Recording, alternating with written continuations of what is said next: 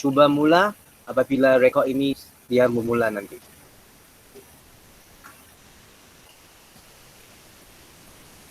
Okay. Okay, jadi kita akan mula untuk hari ini. Okay, kita akan mula untuk PTPR hari ini. Okay, jadi hari ini kita akan sambung dengan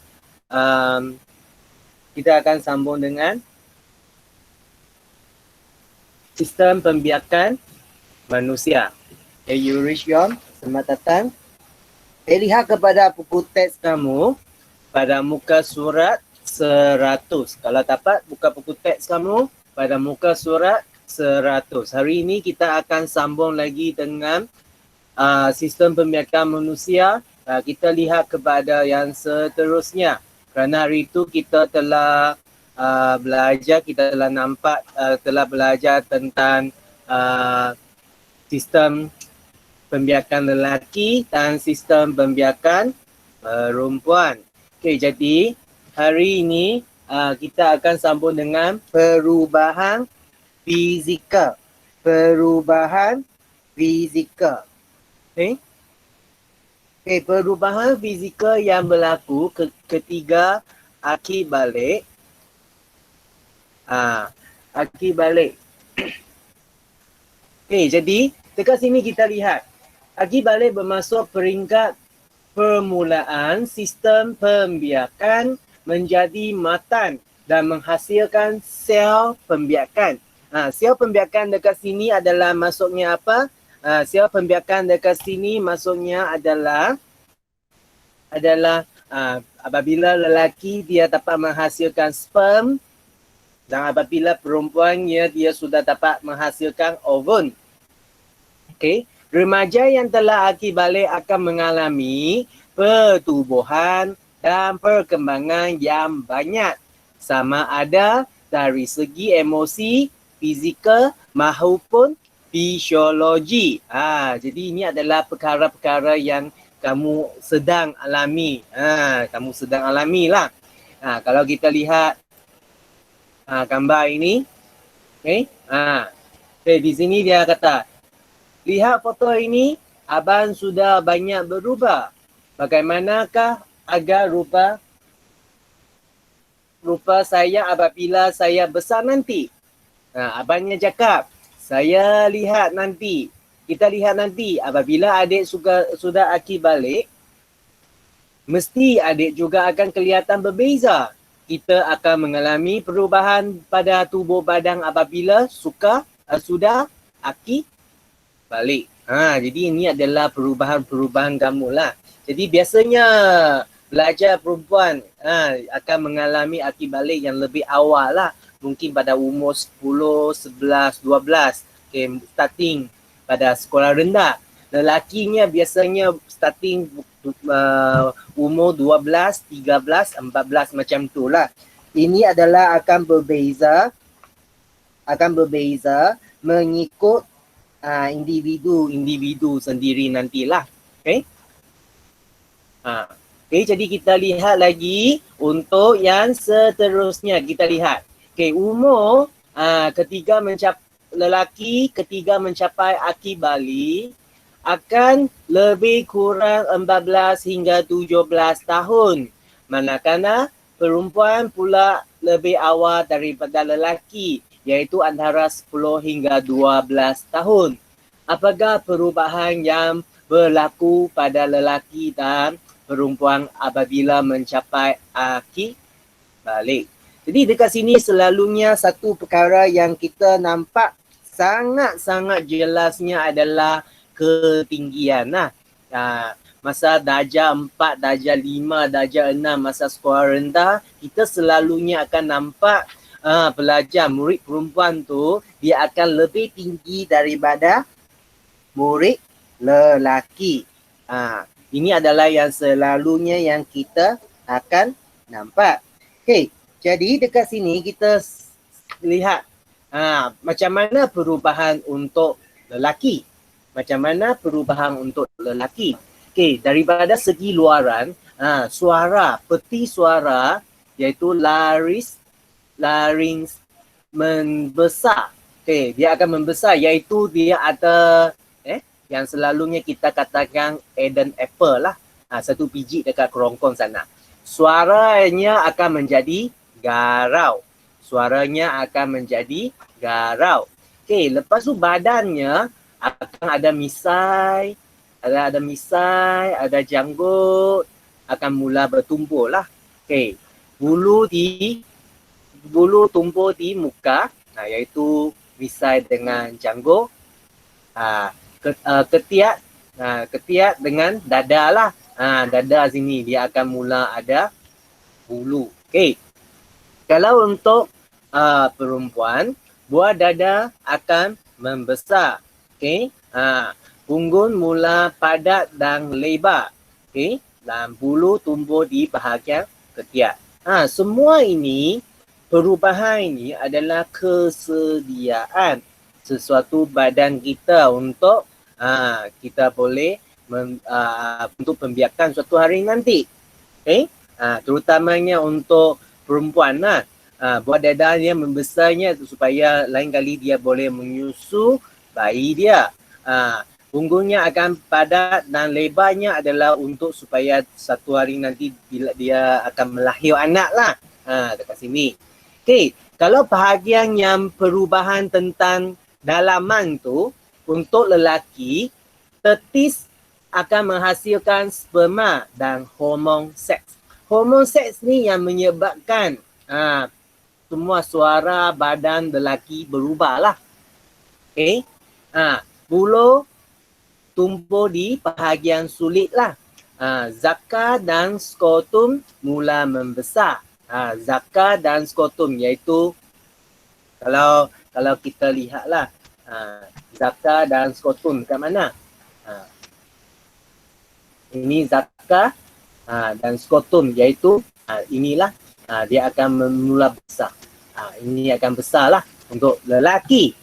Okay. Kalau untuk perempuan, ovari akan menghasil ovum dan hormon seks. Hormon seks perempuan ini yang menyebabkan perubahan badan bagi perempuan. Dan bulu juga akan tumbuh di bahagian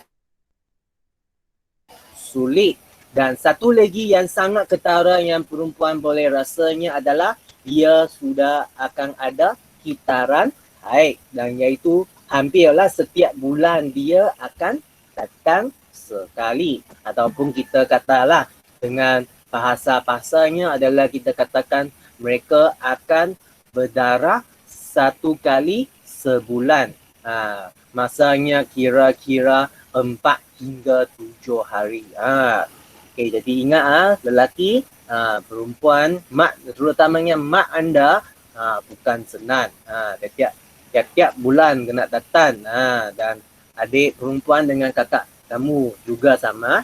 Jadi ini adalah bahagian yang perempuan yang paling, boleh katanya adalah yang paling susah. Lelaki selalunya tidak akan faham tentang yang datang bulan ni, iaitu haid ini.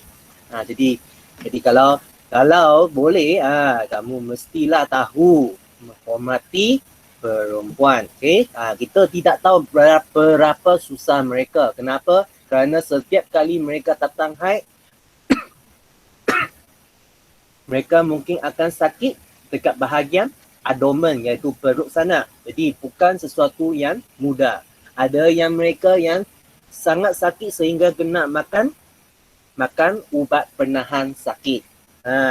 Jadi kita lihat kepada muka surat yang seterusnya. Okay, kita bandingkan gamen jantan dan gamen betina.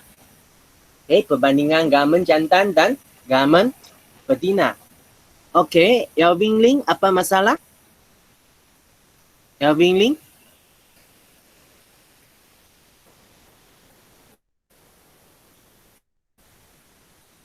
Elvin Ling, apa masalah? Oh, tidak. Okay, saya nampak kamu angkat tangan tadi. Okay, kalau tidak kita sambung lagi. Kalau ada apa-apa masalah, kamu boleh angkat tangan, raise hand, ataupun kamu boleh message cikgu dalam dalam Google Meet ini cikgu akan take note kerana cikgu boleh nampak kalau kamu send message. Okay, kita sudah belajar daripada subtopik lepas bahawa sperma merupakan gamen jantan atau sial pembiakan lelaki. Manakala ovum merupakan gamen betina ataupun sel pembiakan perempuan. Sperma ialah sel yang paling kecil di dalam badan lelaki. Dia adalah sel yang paling kecil. Okay, dan berbentuk seperti berudu. Macam apa? Macam anak bagi katak lah. Okay? Anak bagi katak lah kan? Okay?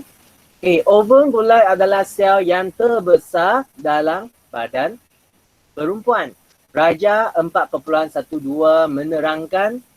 menerangkan struktur sperma dan ovum. Ini adalah sperma dan ini adalah ovum. Kamu boleh nampak.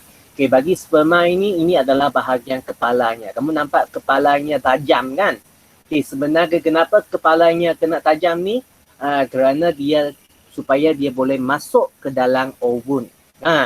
Lepas tu ini adalah bahagian tengah dan ini adalah ekornya supaya dia boleh berenang. Okay, jadi apabila nanti sperma ini dia sampai ke ovum, hanya satu saja sperma yang dapat berjaya masuk. Dan apabila dia berjaya masuk, hanya bahagian kepala sahaja. Dan ekornya akan tinggal dekat luar. Okay, lepas tu ini adalah ovum. Dalam ovum tu, kamu lihat luar itu dia macam satu lapisan jelly. Lapisan jelly ini adalah untuk supaya salah satu saja sperma dapat masuk. Selalunya adalah sperma yang paling kuat lah ataupun sperma yang paling sehat. Jadi itulah kita selalunya boleh katanya kita yang dilahirkan dekat dunia ini sebenarnya kita dulu adalah salah satu sperma yang paling sehat daripada papat kamu sampai pada mak kamu. Baru kita berjaya dilahirkan di dunia ini. Okey, dan dalam ovum ini kita boleh nampak ada satu lagi macam dinding itu dipanggil sebagai membrane sel. Jadi apabila kepala ini dia akan masuk ke dalam membrane sel lah. Dan dekat sini adalah sitoplasma. Dekat ini adalah nukleus. Nukleus ini campur dengan nukleus ni adalah hasilnya kita semua lah. Adalah hasil kita semua. Kenapa? Kerana nukleus ni membawa separuh genetik dari bapa kita. Dan nukleus ovum ini membawa separuh genetik daripada mak kita. Okay, jadi ini adalah tentang struktur sperma dan ovum. Dan kita akan lihat lebih lanjut lagi. Okay, kepala sperma mengandungi nukleus yang membawa maklumat genetik. Tadi cikgu telah katakan maklumat genetik dan pengwarisan untuk diturunkan kepada zuria. Zuria itu adalah anak lah. Okay. Ekor sperma membolehkan sperma bergerak dan berenang dalam segmen melalui paja, uterus dan tiub falopio, sistem pembiakan perempuan. Jumlah sperma normal dilepaskan adalah sebanyak 60 juta setiap sentimeter badu. Jadi adalah sangat banyak. Tengok 60 juta. Okay. Dan ovum berbentuk sfera berdiameter kira-kiranya 0.1 milimeter. Berapa besarnya?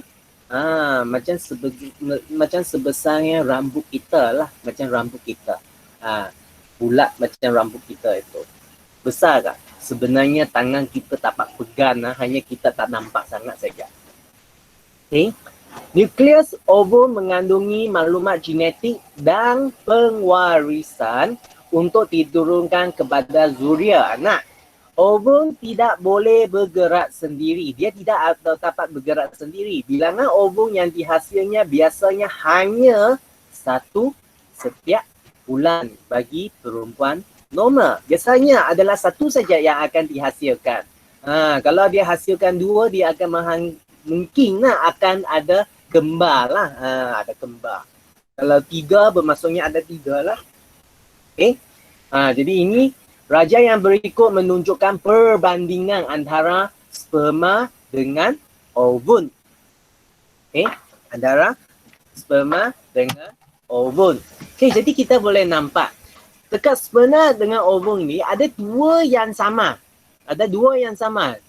Satunya adalah membawa maklumat genetik. Satu lagi, dua-dua ini adalah dikenali sebagai sel pembiakan seks. Okey, kalau bagi sperma, dia boleh bergerak. Dihasilkan oleh testis. Dia adalah dipanggil sebagai gamen jantan. Dan dia adalah sel yang terkecil dalam badan lelaki. Jadi apabila ovum ni, dia lawan lah. Dia adalah sel terbesar di badan perempuan dan dia adalah gamen betina. Dia dihasil oleh ovari dan dia tidak boleh bergerak. Okay, murid-murid. Jadi sebenarnya untuk kesamaan dan ketaksamaan bagi sperma dengan ovum ni, kamu mesti ingat. Mesti ingat. That's why cikgu telah beritahu kamu. Masalah yang paling besar kita belajar sains ni adalah kita kena ingat banyak istilah. Dan kita perlu ada ingat banyak tentang apa? Tentang pengetahuan asas. Inilah adalah pengetahuan asas. Kalau pengetahuan asas ni kalau kita tidak ingat dengan betul, macam mana kita nak jawab soalan yang lebih susah nanti? Okay. Jadi ini kita kalau lihatlah dekat eksplorasi sains dekat sini. Ovum boleh hidup selama 2 hari selepas dibebaskan dari ovari. Manakala sperma boleh hidup sehingga 3 atau 4 hari. Ini adalah satu keadaan yang ideal. Apa maksudnya keadaan yang ideal? Keadaan yang maksimum lah, yang sangat baik lah. Dia boleh hidup begitu lama. Okay. Tapi kalau sperma, kalau di luar badan tu tak mungkin lah. Itu adalah apabila dia di dalam badan. Okay. Okay, kalau kita tengok cabaran minda. Jika seorang wanita membebaskan sel ovum setiap 28 hari selama 35 tahun, berapakah sel ovum yang telah dibebaskan wanita tersebut? Tunjukkan cara pengiraan anda. Kamu boleh kira lah setiap 28 hari. 28 hari ini juga adalah satu jangkaan saja. Kenapa? Kerana dia pun adalah mengikut setiap keadaan badan bagi seorang wanita ataupun perempuan. Jadi ini dia hanya satu jangkaan saja. Kenapa? Saya rasanya murid-murid perempuan kamu paling jelas lah. Kenapa? Kerana berapa hari kamu datang sekali haid. Itulah yang kamu akan tahu. Kamu cuba kira sendiri. Okay? Dan kamu pengiraan ini juga adalah sangat penting untuk perempuan ataupun wanita. Kenapa? Kerana kalau dapati bahawa tempoh masanya selalu berubah dan dia sangat selerak, kamu mesti ambil perhatian. Mungkin kena jumpa doktor, mungkin lah kamu kena bincang dengan ibu anda. Okay? Kenapa? Kerana kadang-kadang ini merupakan simptom-simptom masalah kesihatan badan kita yang tidak tahu. Okay?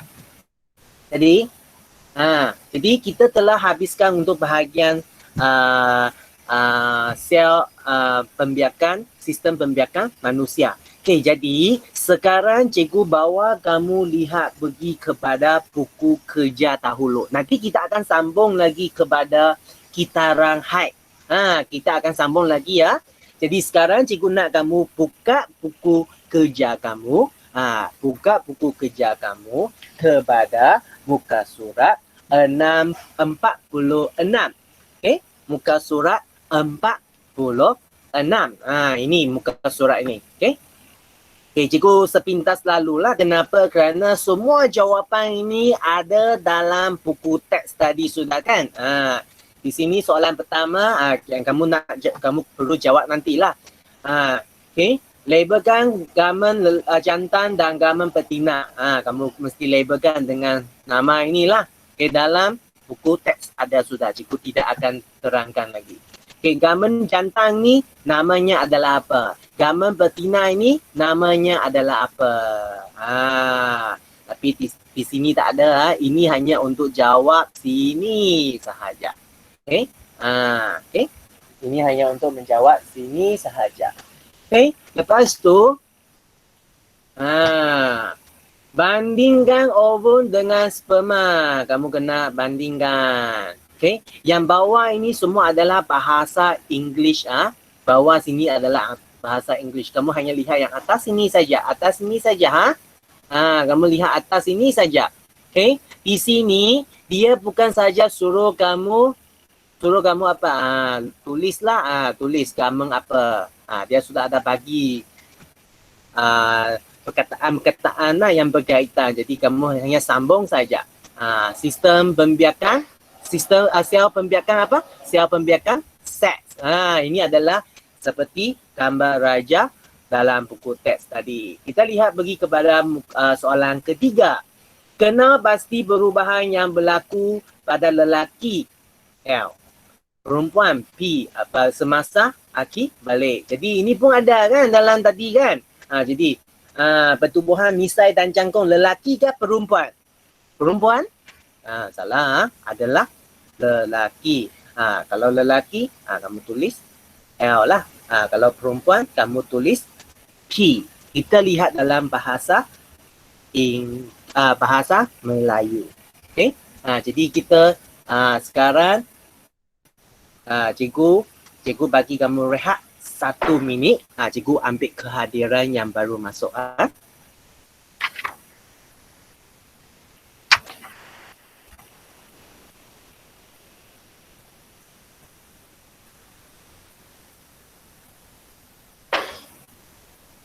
Okay, yang nama Presley Petrus. Kamu kelas mana?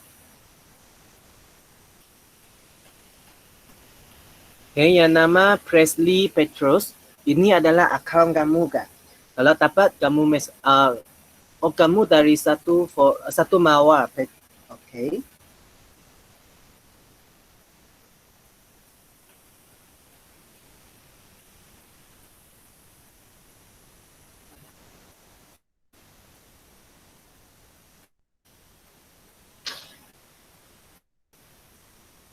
Okay, dan ada satu nama yang di sini cikgu nampak.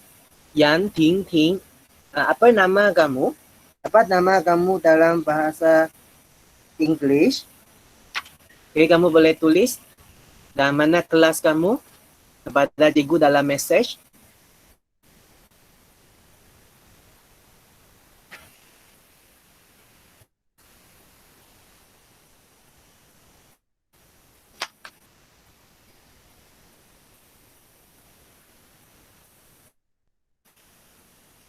Okay, yang guna nama bahasa Cina itu Yan Ting Ting. Boleh kamu tulis nama kamu dan kelas kamu dalam message Google Meet ini. Kalau kamu tidak tahu, kamu boleh buka mic kamu. Kamu beritahu cikgu secara lisan pun boleh.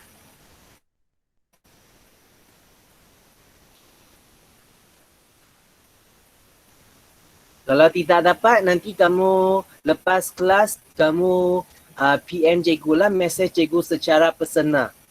Yan Ting Ting. Okay. Okay, dan kita sambung lagi. Okay. Kita sambung lagi kepada yang seterusnya. Kita hide. Kita hide ini kita hanya belajar dekat bahagian depan ni saja tentang kita hide saja. Okay. Dan kita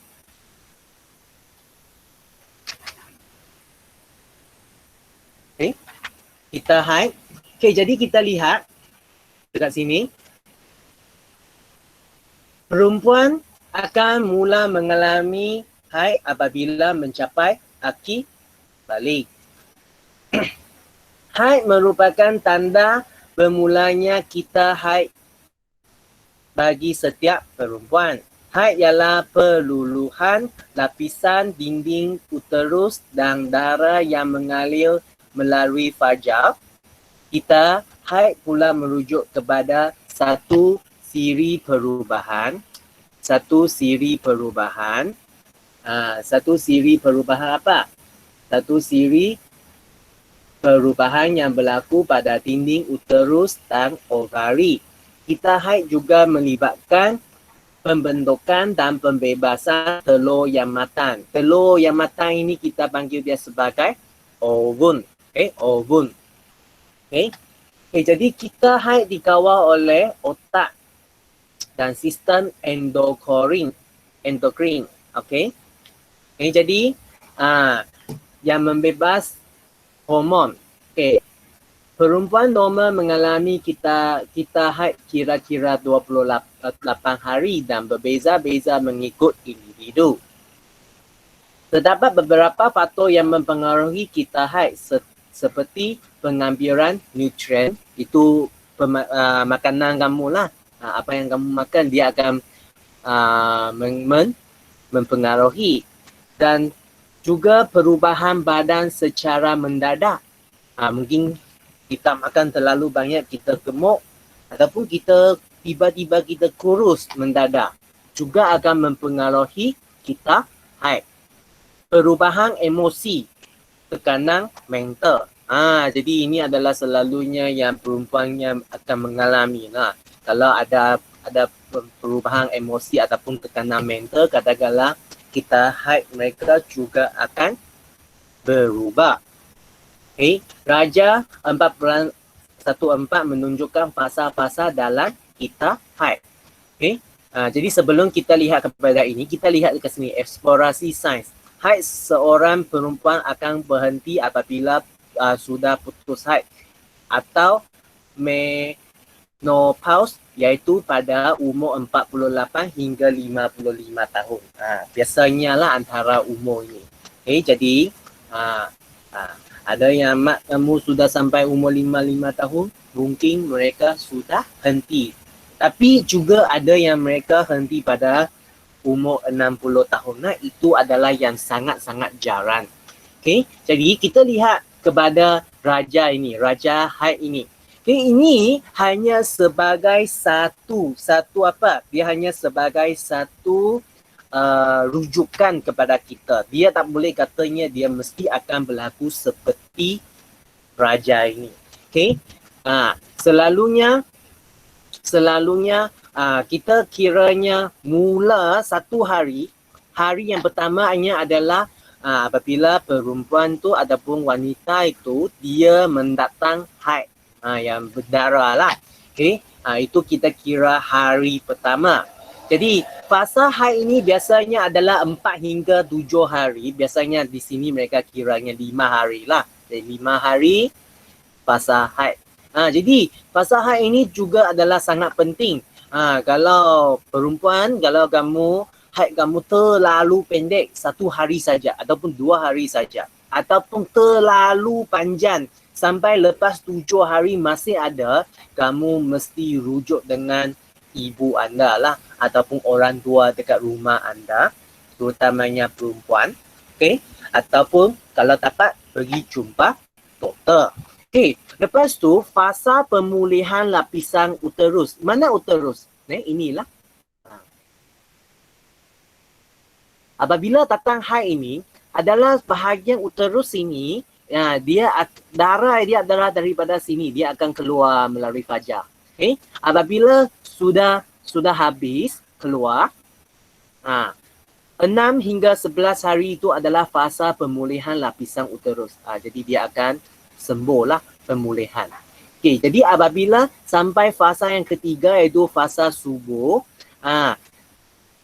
dekat sini ovum akan dihasilkan dekat tube fallopian ini. Dan uterus ini dia akan menjadi tebal semula. Dia ada banyak darah lah dekat sini. Kenapa? Supaya kalau ovum ini telah persengawaan berlaku, dan dia akan tumbuh dan menjadi bayi dekat bahagian sini. Biasanya hari ke-14. Biasanya lah hari ke-14 adalah ovum dia akan dihasilkan. Okay. Tapi 12 hingga 17 hari ini kita kirakan dia sebagai fasa subuh. Dan ini juga akan berlainan mengikut individu yang berlainan. Jadi selepas 17 hari, iaitu hari ke-18 hingga ke-28 hari, ini adalah dikenali sebagai fasa pra-haid. Jadi ini adalah masanya yang ovum ini yang dihasilkan kalau dia tidak di persenjawaan berlaku, dia akan mati dan dia akan keluar ke sini dan akhirnya akan bersama dengan darah dekat sini, darah dengan uterus ini keluar iaitu haid. Jadi ini adalah satu tempoh ataupun satu pusingan yang berlaku. Okey, lepas tu kita tengok kepada yang lebih jelas punya.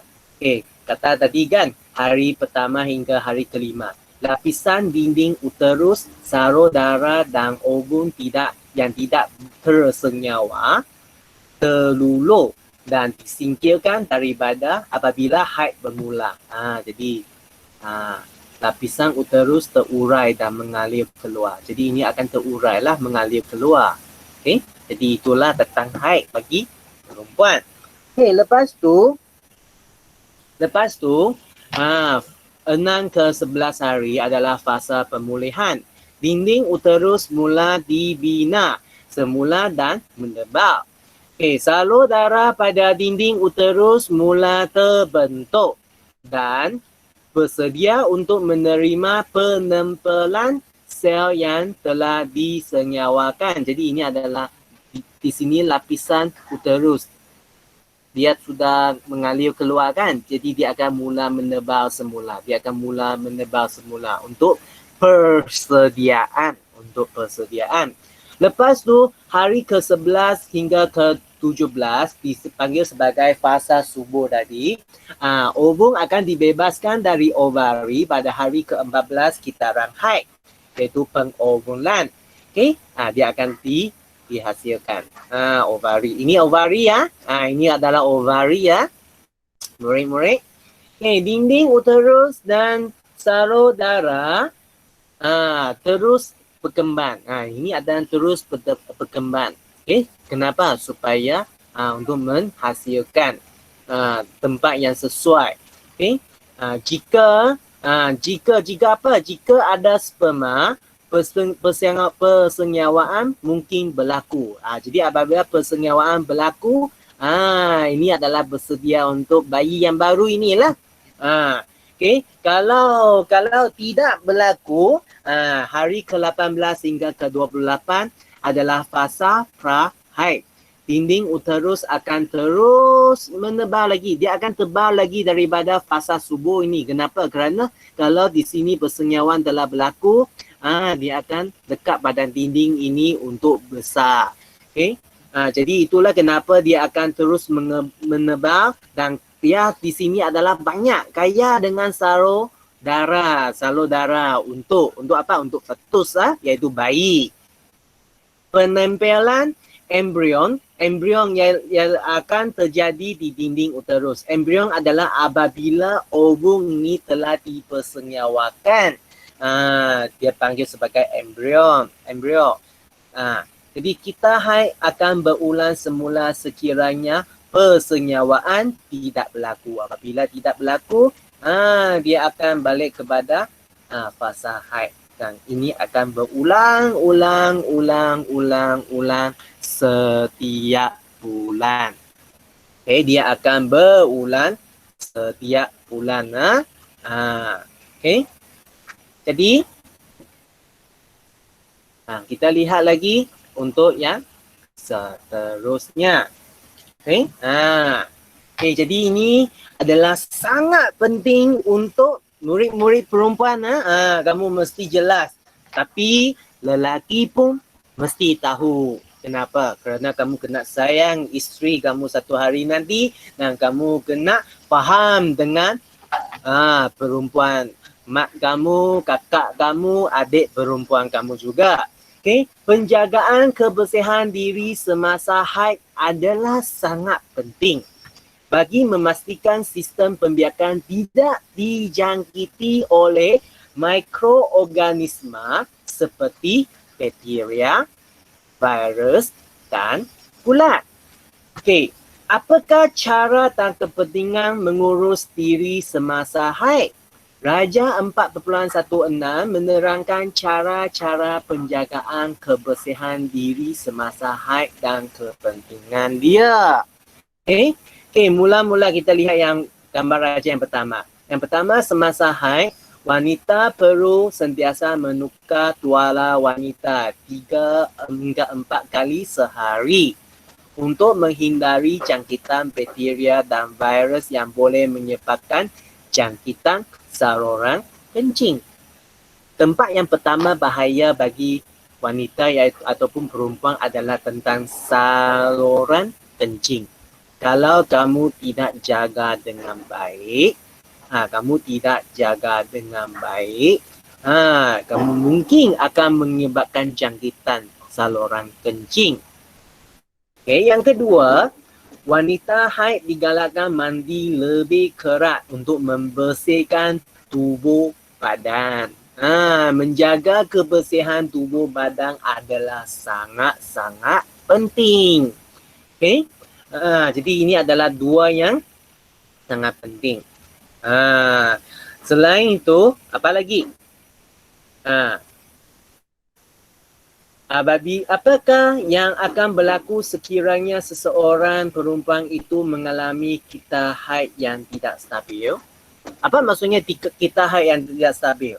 Mungkin ada orang datang kali ini 14 hari, esok kali yang seterusnya 30 hari, kali yang seterusnya 2 bulan, 3 bulan. Itu adalah yang kita katanya dia tidak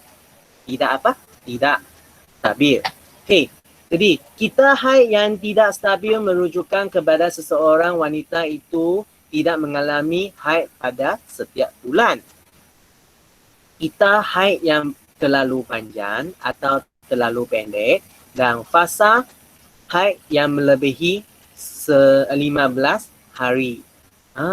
Bermaksudnya kalau kamu mengalami haid lebih, tapi kalau bagi cikgu lah, cikgu akan beritahu kamu kalau lebih daripada 7 hari, kamu mesti berhati-hati. Kalau boleh beritahu dengan ibu anda ataupun ahli keluarga perempuan anda untuk mencari bantuan. Okay, masalah ini mungkin disebabkan oleh beberapa faktor seperti penambahan berat badan, masalah hormon, gangguan emosi, senaman yang berlebihan dan juga boleh disebabkan oleh pertumbuhan di dalam rahim. Jadi, pelajar perempuan, murid perempuan, kamu mesti ambil berat tentang perkara ini ya.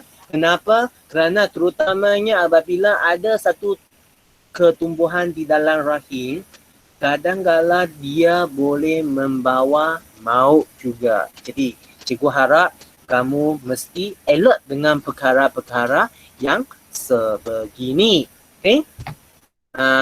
That's why kalau kamu lihat dekat sini lah cabaran minda. Mengapakah keadaan emosi seseorang wanita boleh mempengaruhi tempo haidnya? Kalau emosi kamu tidak stabil, akan menyebabkan pengeluaran hormon yang tidak stabil. Pengeluaran hormon yang tidak stabil, dia akan mempengaruhi tempo haid juga. Dia akan mempengaruhi. Okay, lepas tu kita lihat yang bahagian terakhir dekat sini. Kitaran haid yang tidak stabil boleh memberi kesan buruk terhadap kesihatan seseorang wanita. Jadi, murid perempuan, kamu mesti ambil perhatian sini ya. Antara kesan kita haid yang tidak stabil terhadap wanita ialah pertama, kemandulan. Kita haid yang tidak stabil merupakan tanda awal mengalami masalah sistem pembiakan. Rawatan yang lambat boleh menyebabkan masalah kesihatan yang serius seperti kanser ovari, kanser servis ataupun kanser uterus. Jadi, Murid-murid perempuan, ambil perhatian. Kedua, kesukaran merancang keluarga. Ini adalah apabila anda kahwin nantilah. Okay, kita yang tidak stabil menyebabkan seseorang wanita mengalami kesukaran untuk menentukan hari subur. Hal ini menyebabkan wanita itu suka untuk merancang atau mencegah kehamilan. Jadi ini adalah sangat penting. Terutamanya apabila nanti kamu sudah kahwin, kamu akan tahulah perkara ini sangat penting apabila kamu nak merancang keluarga anda. Ketiga, masalah kesihatan seperti anemia. Okay, apa itu anemia? Kita haid yang tidak teratur boleh menyebabkan haid yang berpanjangan. Hal ini menyebabkan berlaku kehilangan darah yang banyak.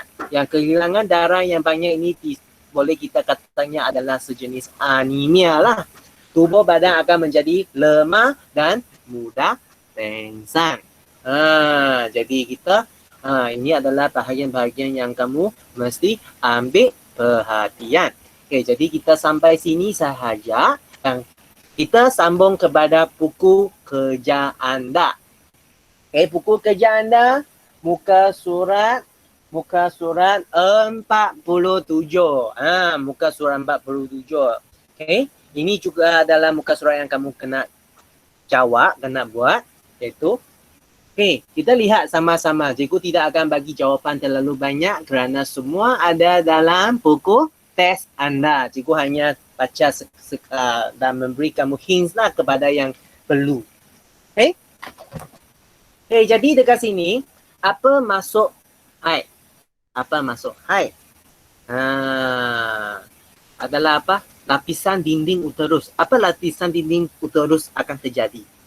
Keguguran kan? Pengaliran keluar apa? Pengaliran keluar apa yang akan mengalir keluar? Darah. Kan?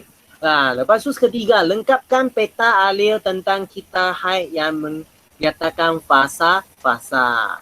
Jadi ini sama seperti dalam buku teks tadi kan. Hari pertama apa berlaku, hari 6 hingga 11 apa yang berlaku, hari yang ke 12 hingga 17 apa yang berlaku, hari ke 18 hingga 28 apa yang berlaku. Kamu hanya perlu jawab yang bahagian bahasa Melayu saja. Yang bawah ini adalah bahasa English. Kamu boleh abaikan. Tapi kalau kamu nak belajar pun tak ada masalah. Apa salahnya kamu tahu semua istilah itu dalam bahasa English? Kamu boleh belajar juga kelas. Jangan apa? Jangan resist untuk belajar.